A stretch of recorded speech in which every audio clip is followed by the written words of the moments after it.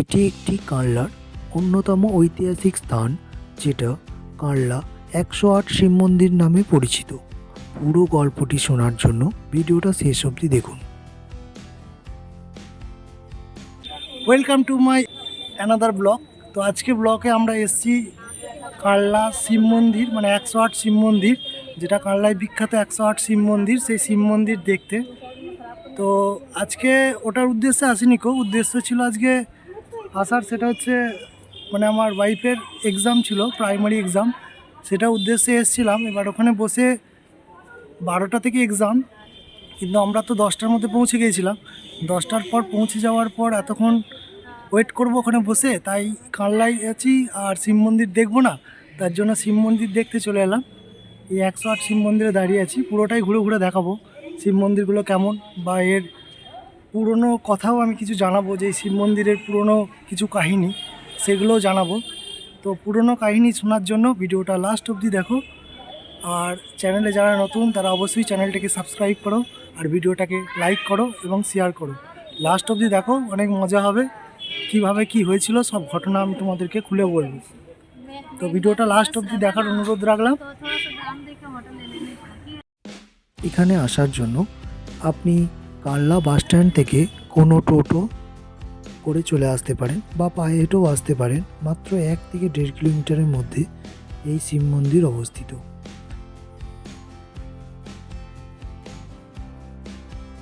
চলুন ভেতরে যাওয়া যাক এবং গল্পটি শুরু করা যাক।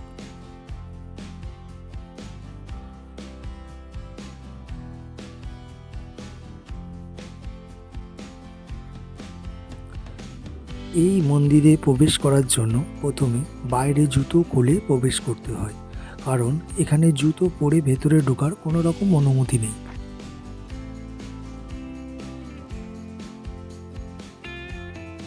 পূর্ব বর্ধমানে ভাগীরথী নদীর তীরে অবস্থিত কানলার এই ১০৮ শিব মন্দির, যা আর্কিওলজিক্যাল সার্ভে অফ ইন্ডিয়ার তত্ত্বাবধানে আছে।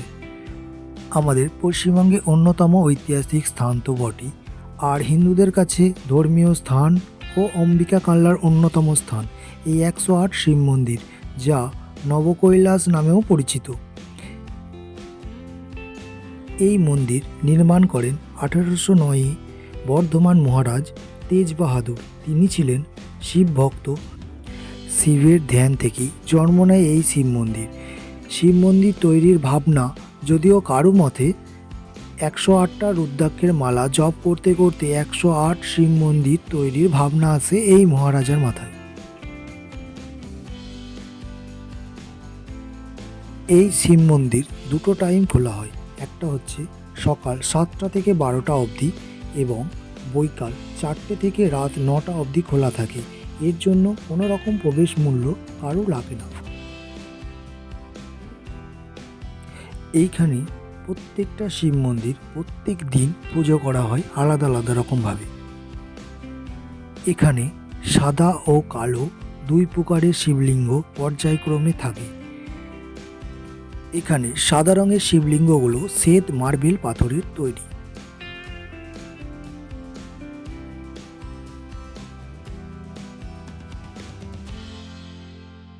ও কালো রঙের শিবলিঙ্গগুলো কোষ্ঠী পাথরের তৈরি।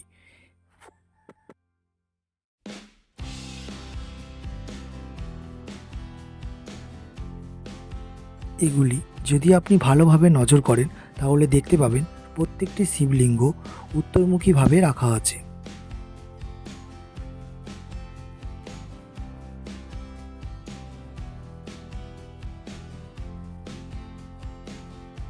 এই শিব মন্দিরগুলি দুটি বৃত্তে গঠিত আছে।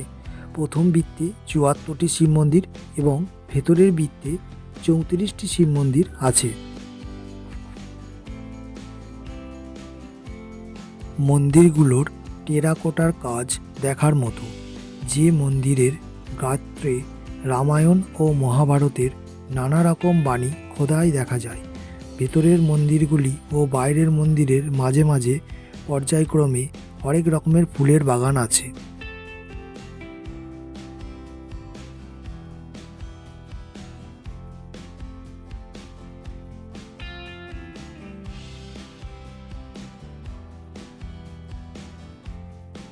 চলুন ভেতরের বৃত্তে যাওয়া যাক।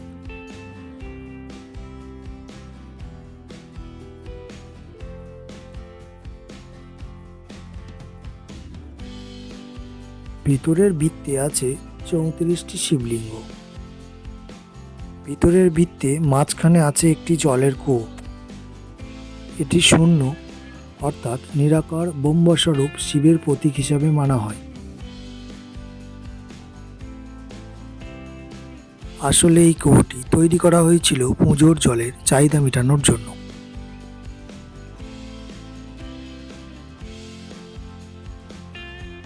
কোনো এক সময় 12 জন পূজারী নিত্য সেবায় নিযুক্ত ছিলেন এই মন্দিরে।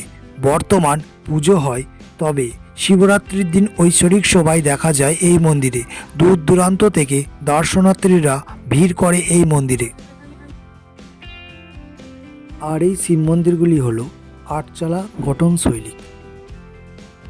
এই স্থানে যদি আপনি আসতে চান, হাওড়া থেকে যদি আসেন, হাওড়া থেকে ডাইরেক্ট ট্রেন পাওয়া যায় অম্বিকা কানলা, আর বর্ধমান থেকে আসতে চাইলেও আপনি ডাইরেক্ট ট্রেন পেয়ে যাবেন অম্বিকা কানলা। এই অম্বিকা কানলা স্টেশনে নেমে আপনি টোটো ধরে আপনি 108 শিব মন্দির আসতে পারেন, বা পায়ে হেঁটেও আসতে পারেন, 1 কিলোমিটার রাস্তা মাত্র। যখন আপনি এই শিব মন্দিরের বাইরের দিকে যাবেন, তখন একটি প্রণামী বাক্স দেখতে পাবেন। এই প্রণামী বাক্সে আপনি কিছু দান করতেই পারেন। এই দানগুলি আপনাদের এই যে শিবলিঙ্গগুলি আছে বা শিবের মন্দিরগুলো আছে, সেইগুলি রক্ষণাবেক্ষণের জন্য টাকাগুলি ব্যবহার করা হয়। আজকে এই অবধি। পরবর্তী ভিডিওয়ে আরও অন্য একটা জায়গায় ঘুরে তোমাদেরকে সমস্ত কিছু দেখাবো। ভিডিওটা কেমন লাগলো অবশ্যই কমেন্টে জানিও।